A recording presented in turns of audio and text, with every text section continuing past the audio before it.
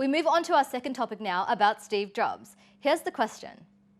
Why doesn't China have its own Steve Jobs?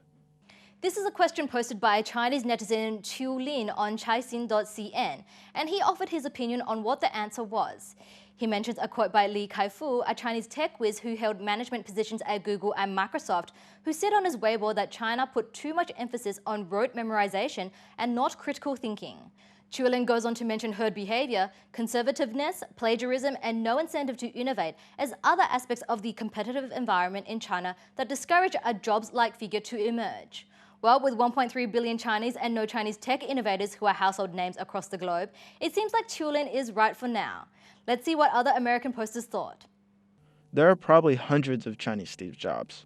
Because the concept of learning is eclipsed by being educated, most of the time a guy with Steve Jobs' characteristics would be seen as houseless, jobless, apartmentless vagrant with impractical or extreme ideas. Does the man make the environment, or does the environment make the man? Steve Jobs grew up off the beaten track even for American and Californian standards. Dropped out of university, went to India to spend time with a Maharaja, a vegetarian, very unconventional, and breaking most rules around. A free spirit, way ahead of most. Try to imagine that in China, and you have your answer. And finally, we have our Chinese web guest He for some closing insight. China doesn't have its own Steve Jobs by now, but it doesn't mean that we can't have one in the future.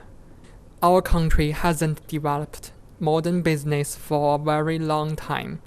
We can take our time to nurture entrepreneurship and creativity. I believe in our generation, we will surely have a great business leader like Steve.